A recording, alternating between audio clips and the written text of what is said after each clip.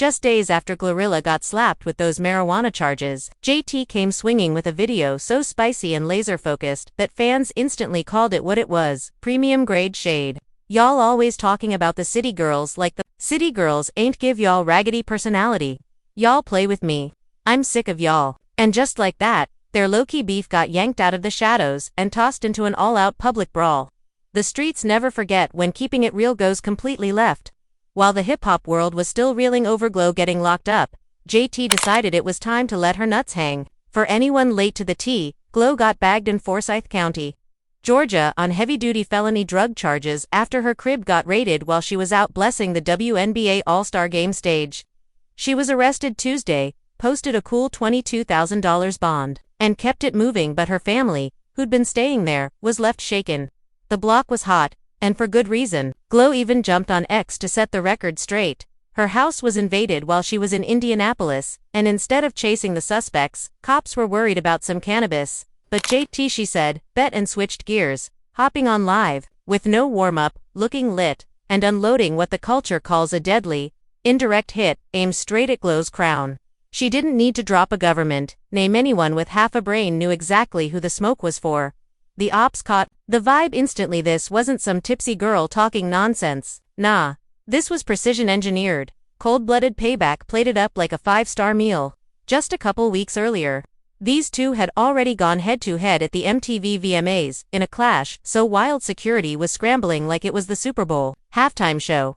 Word is, GloRilla allegedly launched a purse maybe a drink straight at JT's dome after JT hit her with the nastiest, most dismissive snub you've ever seen. Glo tried to speak. JT gave that you don't exist energy, and boom, liquid flew. Tempers snapped, and they had to be pried apart. But the tea goes deeper. Streets say JT's bad vibes weren't random at all. They were leftover heat from Beyoncé's concert just a week before. Both ladies were there, but according to the tea spillers, JT and Young Miami tried to slide into Yo Gotti's VIP where Glo was already chilling, and got walked out by security like regular groupies. Humiliating. Absolutely. So when the VMAs hit, JT saw her shot for revenge and left Glo iced out in front of the whole industry. But Glo, she wasn't taking that L quietly. Eyewitnesses swear baby girl let her hands do the talking, turning backstage into a war zone. Bottom line, since that Beyoncé night, it's been pure bad blood. And the VMAs just took it nuclear. Fast forward to right now, GloRilla is drowning in felony charges. And JT just couldn't resist twisting that knife a little deeper. The wild part, JT flipped the whole script, painting herself as the victim when everyone with eyes knows she lit this drama on fire in the first place.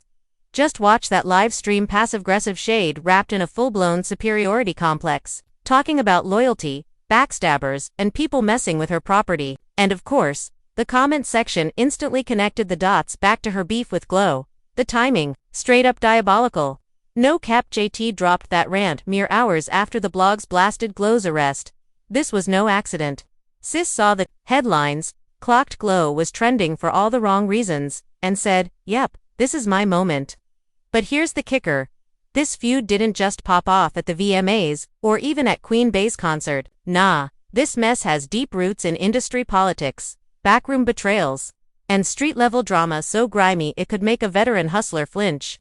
And trust, folks in the know have been buzzing about it, non-stop, phones blowing up, Twitter going crazy, everybody asking the same thing. Why JT pick now to pop up and pour gasoline on the fire? Because at the end of the day, that's just how this game is played. Yeah, mother end, hello end, every bit of it is the truth. The real spark that lit this firestorm. September 2022. When GloRilla's collab with Cardi B on Tomorrow to blew up into a straight-up monster hit, what most folks missed is that this success allegedly rubbed JT the wrong way, mainly because fans swore Cardi's verse had slick little jabs aimed at JT and the city girls. And since JT has been firmly riding with Nicki Minaj's longtime rival that just poured high-octane gas on an already blazing situation, purse-throwing energy, fully loaded. Everything is everything, and then there's the Megan moment. Tell me about working with Megan Thee Stallion on that track. The interviewer says, Glo lights up, I love Megan, she's amazing, so fun. That's my girl. And I taught her how to twerk. Wait, taught Megan to twerk. Glo swears it's true. What started as harmless professional competition morphed into something personal, petty, and venomous. Industry insiders clocked the subliminal shots, the coded social media posts, the interview shade, and even the little lyrical jabs hidden in songs. The hip-hop community always starving for mess picked sides fast, magnifying every petty move until the idea of peace wasn't even on the table. But before we dig into the dirt, we gotta be real about where Glo came from, because her origin story explains exactly why she moves the way she does, and why this beef hits way harder than your average rap drama. This ain't your run-of-the-mill industry catfight, this is straight from the bottom to the top, how the hood built a monster. To really get why this whole mess spiraled the way it did, you gotta know where GloRilla came from and how the streets molded her into the savage she is today. Born Gloria Hallelujah Woods on July 28, 1999.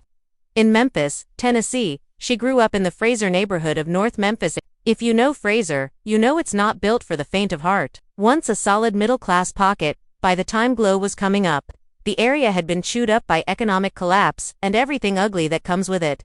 The 8th of 10 kids in a big blended family, Glo's early life was pure survival mode. Forget fancy bedrooms, they slept on pallets. Poverty wasn't a struggle. It was the default setting, and it shaped every move she made. But here's where it gets wild. Glo grew up in one of the strictest religious households you could imagine. Homeschooled until 5th grade, locked away from worldly influence, her parents ran the house like a military base. No secular music, no Christmas, no Valentine's, no Easter, no Halloween. Only the 4th of July and Thanksgiving made the cut. The soundtrack, gospel heavyweights like Kirk Franklin and Donnie McClurkin on repeat, while little Glo belted solos in the church choir from age 5 to 12. Dreaming of becoming the next gospel star. But you know how it is, the harder you try to keep someone from temptation, the more they want it. All those strict rules ended up sparking Glo's first real hustle, scheming with her siblings to score that forbidden secular music by any means necessary. This is where the story takes a hard left into straight hood legend territory. Little Glo and her crew weren't just dreaming about secular music, they were boosting CDs from Walmart like it was a full-time sport. Going straight for Lil Wayne and Drake albums. Why? So they could rip the tracks onto a PlayStation and have secret listening sessions away from watchful parental eyes. Her older brothers even flipped it into a side hustle, selling those hot CDs at school for lunch money. Before the fame, Glo was clocking in at regular jobs, drive-through shifts at Checkers, stocking at Walmart, killing boredom by going live on social media mid-shift. By 2018 or 2019, she ditched the 9-to-5 grind completely, dropping her first freestyle on Facebook and hitting local studios with her family hyping her up. Then came 2022, the year everything changed. In April, she linked with producer Hitkid for FNF, Let's Go, a female empowerment anthem about single life that they knocked out in just 30 minutes. The track detonated on TikTok thanks to the hashtag FNFC challenge, shooting into the Billboard Hot 100's top 50. That viral blast caught Yo Gotti's attention, and by July, she was officially the first female artist signed to his CMG label. FNF even scored a Grammy nomination for Best Rap Performance. In 2023, talk about a 0 to 100 come up. But it was her collab with Cardi B Tomorrow Tooth that really set this whole JT saga in motion. The track became her first top 10 hit, went double platinum, and had the streets on fire. The high was intoxicating, but it carried a price tag, the kind of tension that turns industry peers into sworn enemies. What started as a clean-cut competition soon got grimy subliminal shots, coded shade in interviews, and slick disses in lyrics. The hip-hop crowd, forever hungry for mess, picked sides fast. And that's when the real storm started brewing, and blowing up every petty jab until the air between them was pure poison, making reconciliation not just unlikely, but impossible. That slow-burn tension finally erupted in full view of the world in April 2024, when GloRilla dropped her mixtape, A Thing, featuring a track called 8 that poked right at the heart of the drama. On it, Glo rapped, "Me and JT ain't the best of friends, but we ain't beefin'. No, it's always havin' Anna that they keep a secret." Glo thought she was playing peacemaker, extending an olive branch and showing love to female rappers. JT saw it as the ultimate backhanded slap and pure manipulation. Her clapback was instant and savage, storming social media with a string of posts dripping with venom, exposing behind-the-scenes mess from past collabs. Then she took it nuclear, posting a lineup of her old mugshots with one empty slot, basically daring Glo to give her a reason to fill it. Glo didn't flinch. She clapped back just as hard, roasting JT's wigs, accusing her of the same sneaky animosity she'd been called out for, confirming she'd thrown that purse at the VMAs, not a slap, thank you very much, and threatening to roll up to one of JT's backyard BBQ shows. The internet went into meltdown mode as both women hurled deeply personal shots, dragging each other over looks, careers, and credibility. Fans only made it worse. GloRilla's Big Glow Army versus JT's Juvies, in an endless online war. Then, by November 2024, came the truce. Glow smiled through an interview, saying, "I didn't come in wanting beef. Me and JT actually cool," blaming the fans for stirring the pot. JT co-signed, both insisting the feud was dead. The hip-hop world bought it until you looked closer. Beneath that polished PR piece, the resentment was still simmering, hot enough to boil over again, bubbling like lava, just waiting to blow. That so-called peace, fake as hell, more PR stunt than real forgiveness.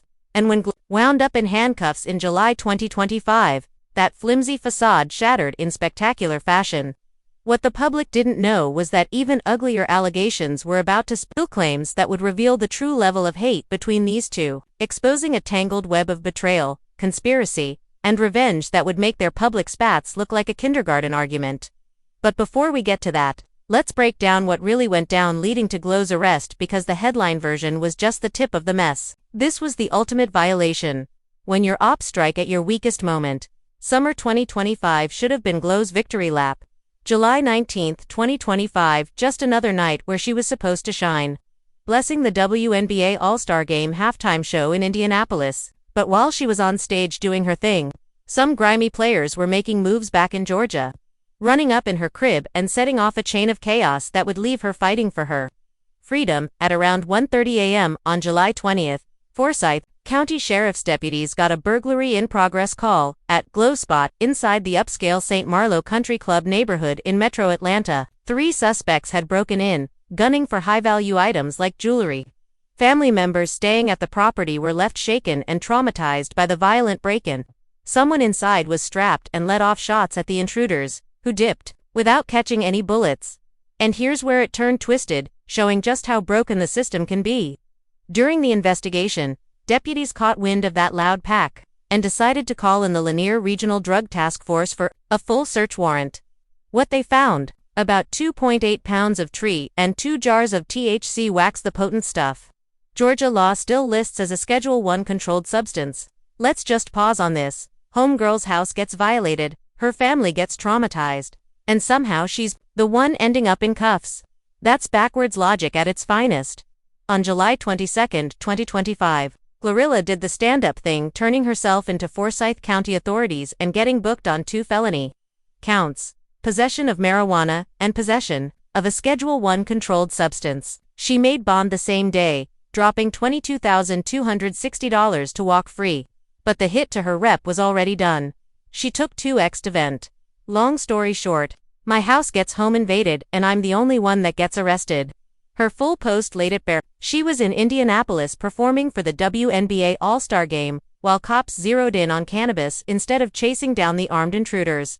But while Glow was taking L's from both the burglars and the system, JT was in the cut, waiting for her moment to strike. What happened next is being called one of the most cold-blooded, psychologically savage moves in hip-hop beef history. Multiple sources allege Glow had been plotting to have JT jumped during a Memphis show, possibly using JT's ongoing beef with Sukihana as cover to mask the setup. The plan blew up when Glossop, Glow's former homegirl and fellow Memphis rapper, snitched to JT and pulled out receipts full-on group chat screenshots as proof.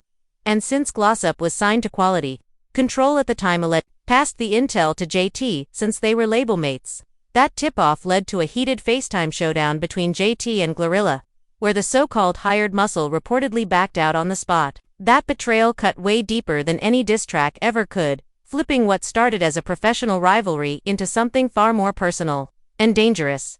So when Glow's arrest hit the blogs, JT saw her perfect window for revenge. But instead of firing off public posts or messy sub-tweets, she went for a move so personal and so psychologically savage it'll be talked about in industry circles for years. Multiple sources close to both camps say JT recorded a private video message just for Glow, a chilling piece of content never meant for public feeds. hand-delivered straight to its target through mutual contacts. According to those who saw it, the video shows JT sitting back calm as ice, talking directly into the camera with the cold confidence of someone who'd been waiting for this exact moment. It was reportedly way longer and far more pointed than anything she's ever said online, ripping into Glo's legal troubles with a mix of syrupy fake sympathy and razor-sharp satisfaction. JT allegedly dismantled Glo's public claims about police priorities and victim status, making it clear that anyone who supposedly plotted violence against other women should be ready to face whatever the system throws at them. But this wasn't just a gotcha moment. JT used the video to address the alleged jump plot head-on, voicing her disgust at finding out that someone she'd publicly made peace with had been scheming behind her back. And getting that kind of message while staring down serious felony charges. That's the kind of blow that can mess with your head in ways no public beef ever could. Cannot be overstated. Facing possible prison time, the trauma of a home invasion, and the slow collapse of her career, the last thing Glo needed was a surgical psychological strike from an old enemy. But in the cutthroat world of hip-hop, vulnerability isn't a reason for mercy, it's an opening for attack. The timing of that video's delivery was ice-cold, landing right when Glo was at her absolute weakest. Word of its existence spread like wildfire through hip-hop circles, with insiders and social media loudmouths hinting at its contents without ever spilling the full tea. That secrecy made it even more devastating. Glo knew something damaging about her was being whispered everywhere, but she had zero control over the narrative. People close to both camps say the hit landed exactly as JT intended. Already buckling under legal pressure, Glo was reportedly rattled not just by what was said, but by the gut-punch realization that her past moves had created an enemy willing to strike at her lowest point. And this wasn't her first dance with the law. Back in April 2024, Glo was popped for a DUI in Georgia after a 4 a.m. illegal U-turn, failing multiple sobriety tests, and catching charges for DUI, marijuana possession, and having an open container. The pattern was becoming clear: a rising star, whose fame had outpaced her street smarts. But this beef wasn't just about personal grudges. It was a cautionary tale about the dangerous crossroads where street credibility collides with mainstream success. In hip-hop, the persona that makes you legendary can also be the trap that brings you down. Now, as Glo fights for her career and her freedom, JT's chilling video stands as a reminder that in this game, yesterday's friend can be tomorrow's most dangerous op, and the higher you climb, the bigger the target on your back. The girl who went from boosting CDs in Memphis to snagging Grammy nominations now faces a future where her own history, legal and personnel, could burn down everything she built.